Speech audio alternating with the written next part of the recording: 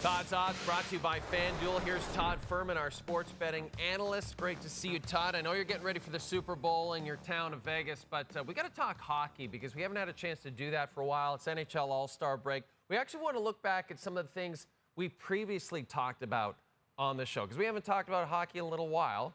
So here we go. Let's begin. Let's start with the Edmonton Oilers. Back on November the 21st, you said it wasn't a good idea to bet the Oilers, to bet against the Oilers to make the playoffs at plus 124.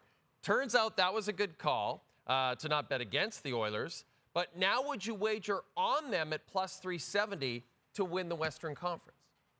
I would not, Jay, and it's not because I don't believe the Oilers have a legitimate chance to get out of the Western Conference and represent them in the quest for the Stanley Cup. But when you look at this price, you're kind of buying Oilers stock right now at the top of the market. Amid this 16-game winning streak, they still have a sizable gap to try and catch the Vancouver Canucks for home ice advantage in the Pacific Division race. And I actually believe when you look at the Oilers' potential road to getting out of the West, if you had to go through the Kings or the Golden Knights in the first round, Vancouver in the second round, and then whoever emerges from the Central Division, you'd actually be more profitable by my numbers betting the Oilers in each individual series.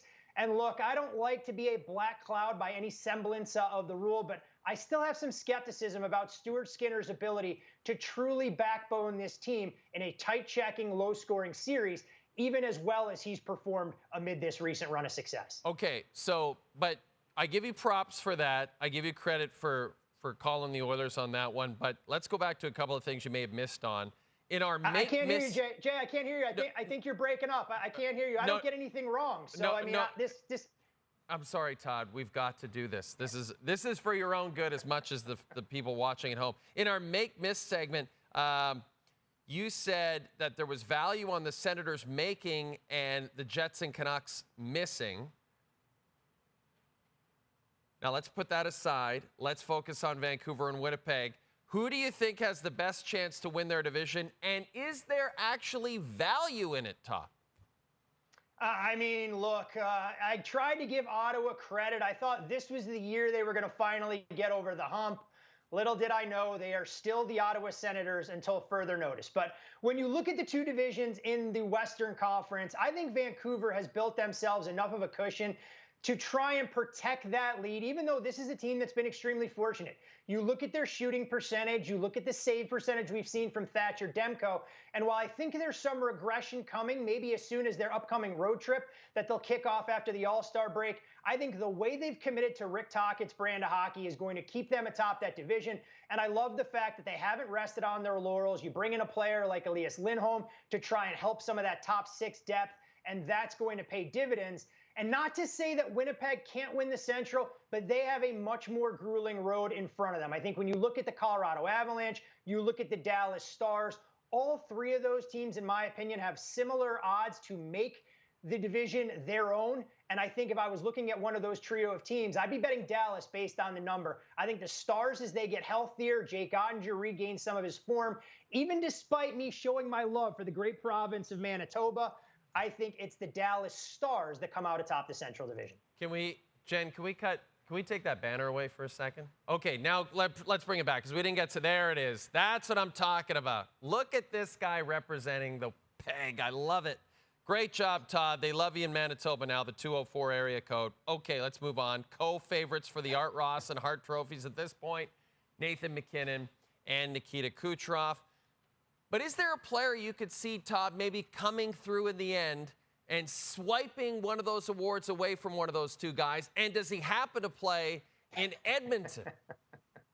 Well, first things first, we do have to give Nikita Kucherov and Nathan MacKinnon a ton of props. You look at what MacKinnon has done, putting together this remarkable streak of points in home games.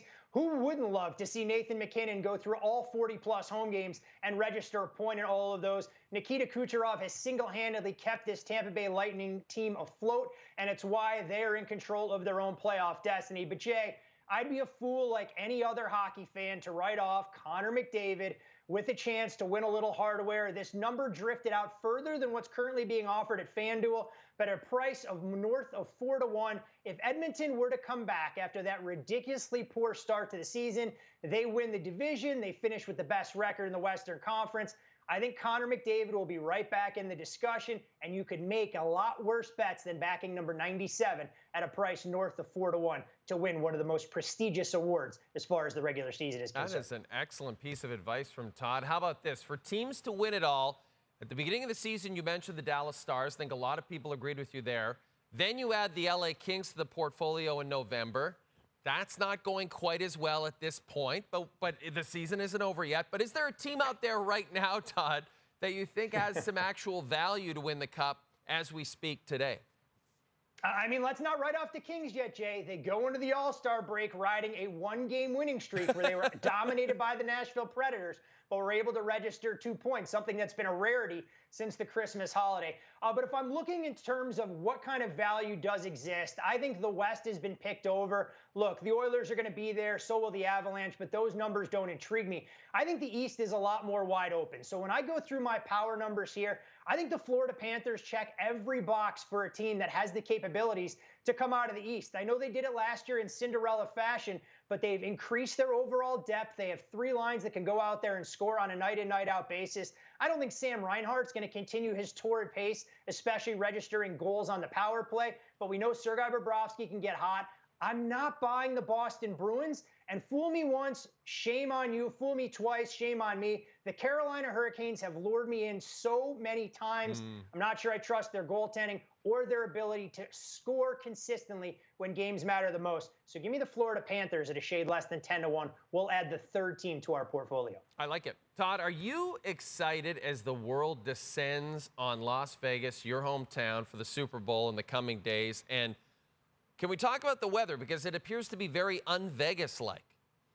Yeah, it's absolutely brutal, Jay. I mean, I've been working out all football season long so I could take my shirt off, spend quality time at all these pool parties, show off my great physique for a man in his early 40s. And what does Mother Nature do? They throw rain in the forecast. They throw temperatures in the mid-40s. And look, while I grew up in the Midwest where I could wear shorts when it was 15 to 20 degrees, walking to the rink, when it gets below 50 now, I put that winter hat on. I put the down jacket. That's frigid temperatures. We don't need any of that. We need 65 and sunny, so I'm hoping for a little bit of a role reversal, but it should be great. This town was built for events of this magnitude, and I can't wait for the world to see the show that Vegas is going to put on for the Super Bowl next Sunday. And when we speak to you next week, Todd, will we be talking to you from the Strip? Is that right?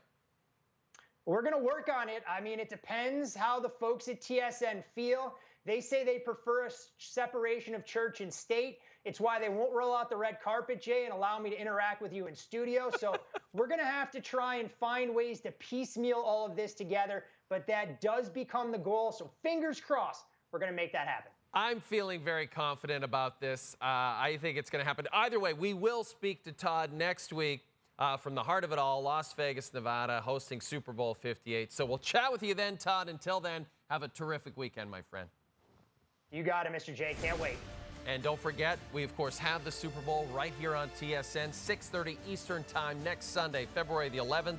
San Francisco opened as a 3-point favorite. That quickly got bet down to 1.5, and now it's up to 2.5 points. Don't forget, after the Super Bowl, myself, Luke Wilson, so many more. Duffy, I believe, will be involved. We're actually putting him to work. We will follow Super Bowl 58 on this network on February the 11th, so make sure you tune in. It's going to be a great show.